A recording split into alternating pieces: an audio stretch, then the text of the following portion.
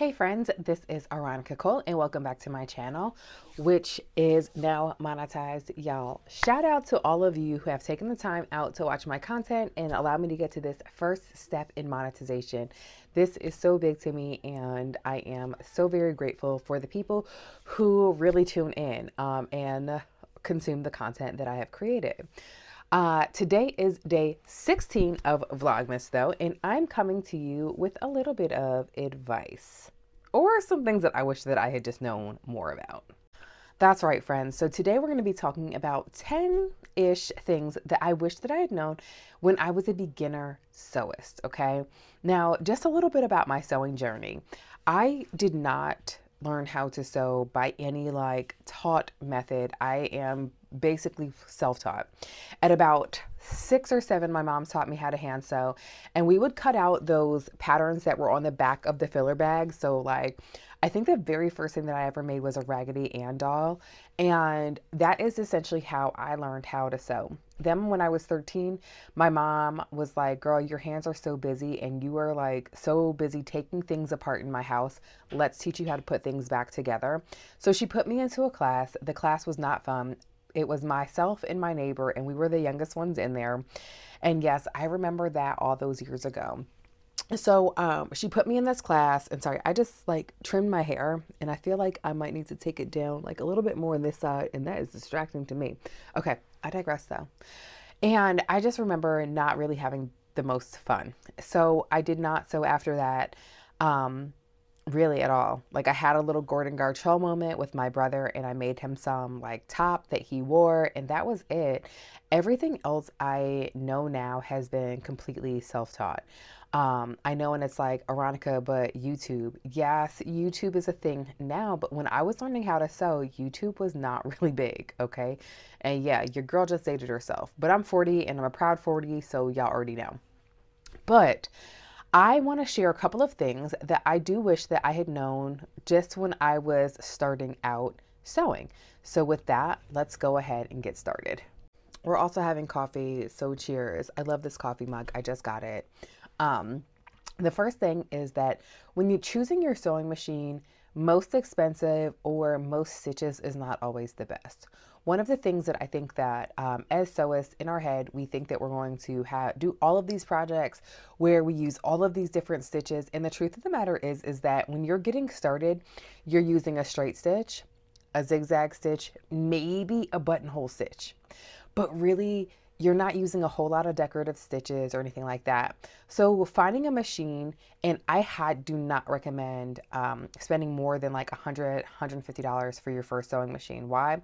Because you don't know if you're committed to this hobby, and why spend all that money when you don't have to? So don't spend more on a machine just simply because you think that it has more value because it has more stitches. So that is number one. Number two is really understand your sewing machine. I've been sewing with a serger for about 9 years now, maybe about 8 or 9 years now. And it wasn't until I got my Bernina L890 that I really started to play with the different things that my serger could do. The same thing goes for your sewing machine. Looking back now, I do see that I had the ability to sew buttons on with my previous sewing machine, which I did not think that I had that capability until I got my Bernina B590. But I did have that capability. So get to know your sewing machines and all of the different stitches and capabilities that it has so that you begin to maximize that and it becomes a really good investment that you have, okay? Number 3 is, listen, all thread and all needles are not made equally, okay? So you do need different threads and different different needles for different fabrics. So for example, today I'm about to start working on a denim project. Shout out to the Ranger jeans that my love Brandon is coming out with. So I'm getting ready to finish up his jean pattern. There are denim needles that you should be using to work with denims, just like you should not be using that denim needle if you're sewing knits, just like you should not be using that denim needle if you're sewing a silk. And yes, I just so happen to have silk next to me. All needles are not made the same. So understand that. Similarly, all of your threads, which we see, I've got a whole wall of threads behind me, don't use them all for the same thing. Okay, just do not, right? If you're sewing something that is like a satin, make sure that you're using a thread that actually has like a satin finish. Okay. Um, so all needles and all threads are not universal and they should not be used interchangeably. Make sure that you're using denim thread for your denim, especially if you're top stitching.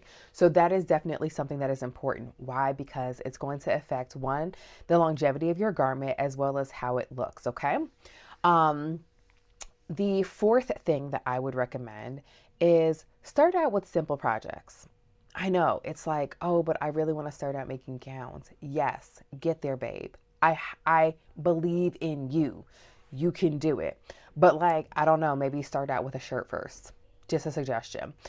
One of the things that frustrates my kids so much is they'll be like, oh, but I want to be able to just be like, I want to wear a bodysuit, sit down and make a bodysuit, and 10 minutes later you got your bodysuit. What they did not realize is that mommy took time and I did the basics before I got to that level. And honestly, I don't think bodysuits are hard.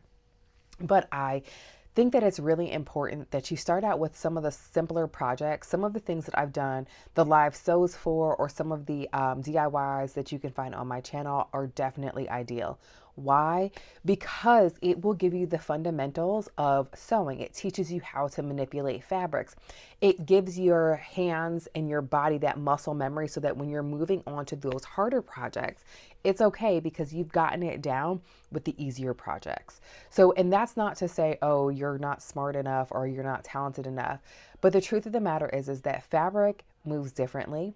Our machines move differently. It requires our hands to move differently. And the more you're able to go ahead and really learn how you need to manipulate these things, the easier it is going to be for you. Trust me. Okay, so number 5 is seam allowance matters. I'm gonna just say it one more time. Seam allowance matters. This is something that I did not really understand.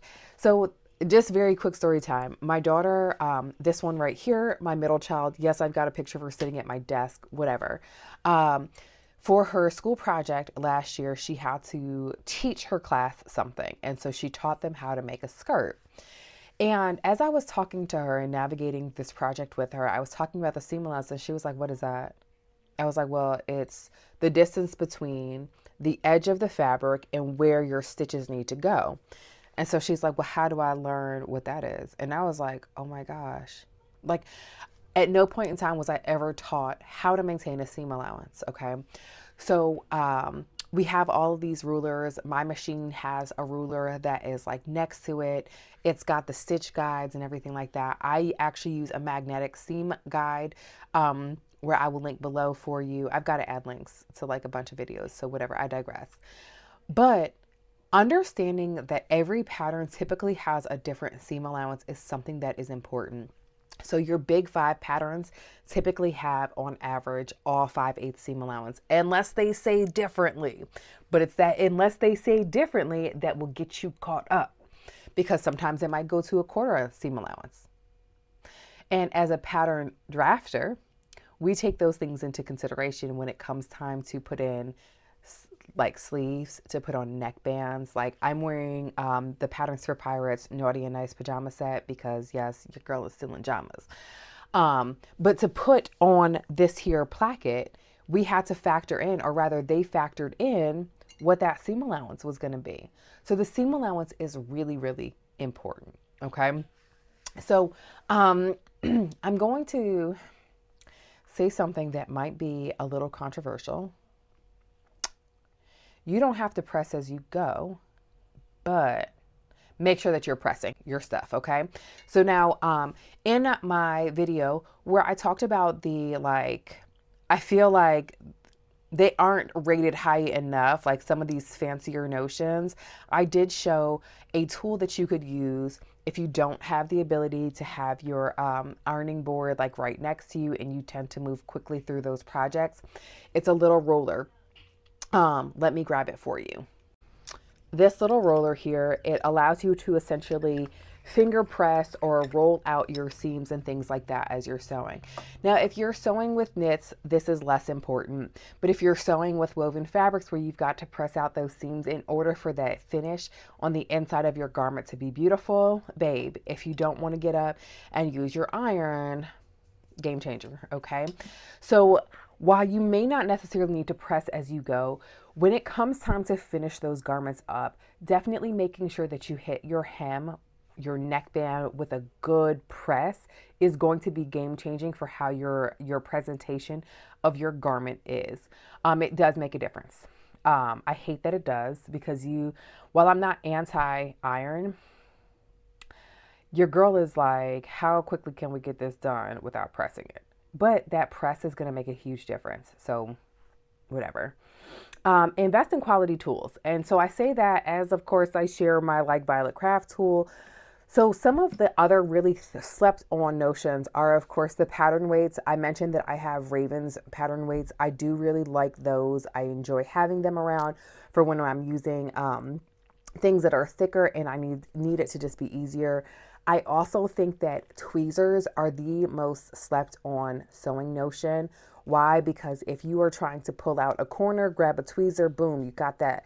If you are trying to figure out why you can't thread, or if you're trying to get that that thread through that needle, those tweezers are going to come in clutch. So get hold to some quality sewing tools. If you're like, what sewing tools do I need? Definitely make sure that you are checking out day number 15 of my Vlogmas, where I shared some of my favorite fancy sewing tools, as well as the gift guide episode that I have as well, because I definitely have shared some of the quality tools that you'll need there.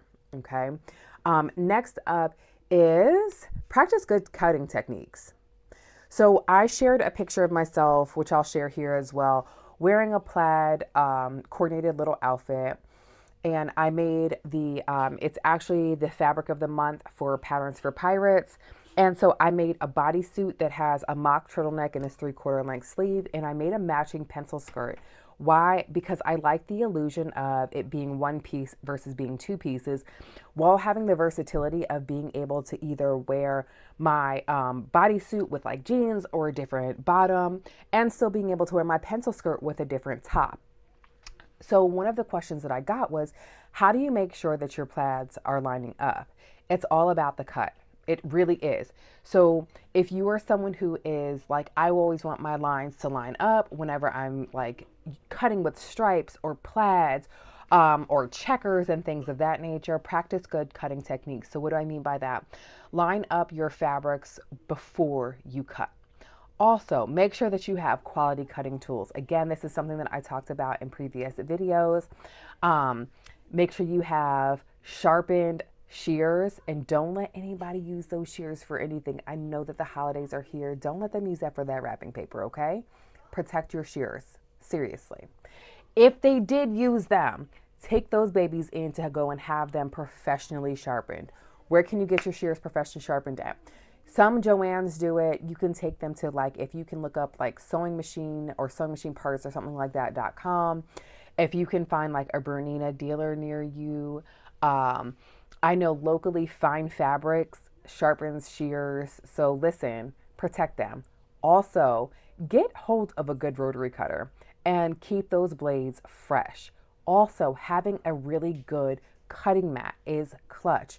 Now, one of the cutting mat that I use is by Big Mat, and I love it. Why? Because it fits my table exactly, and it's something that is custom made. So like my cutting table is essentially 3x4, 36x48. And you know what my cutting mat is? Exactly that. It's not something that I have to worry about, and I really do appreciate being able to have my cutting mat hit my cutting area. Again, that's Big Mat. I will leave a link for them as well. And if you're going to be using the rotary cutter, just make sure that you know that you can get your rotary blades in both a pinking shear finish so that it can prevent some of that, some of the fraying of your woven fabrics, and keep those blades, again, fresh and oiled, and don't turn your thing too tight, okay? Because it's going to mess up your mat. All right. I have two more that I'm going to share. And the first one is practice patience. I know it's like, Veronica, what is that even a sewing tool, or is that like a skill? It is, y'all, it is. Because a lot of times we will go into these new hobbies or these new experiences and think that we're going to get it the same way that the person who made us feel like we could do it does, right? Or we simply have discovered someone new and we're like, oh, I can do that too. You can do it. But you also have to remember that this person may have had years, hours, etc., of time to really perfect the craft. They have done the practicing of the patience. They have done that, okay? So just make sure that you take that into account. And if you need help, here is my final tip. Join sewing communities, right? The sewing community can be a little tricky, right? As with any community, because we know that all communities are just subsets of a greater society. But get in with some good people. You guys know I talk about my sewing community all the time. But get into that sewing community. If you're like, Veronica, like, I really want your help, leave a comment. Like, you'll be part of my community. Okay. But yeah, get into a good sewing community so that you feel supported and so that you feel like you have in like a space where you can ask questions, and feel like you're not being judged and feel like, you know, it's welcome. So with that, I'm going to go ahead and conclude this video. Again, many, many thanks for those of you who have subscribed. If you have not subscribed yet, make sure you go ahead and tap that subscribe button. Go ahead and turn that bell on so that you can be notified when I go live, so that you can join me for these sew-alongs. And make sure that you never stop creating. I know that starting out can be a little bit hard, but you've got this. And remember that there is a whole community here waiting to support you. All right, friends, I'll see you on the next video.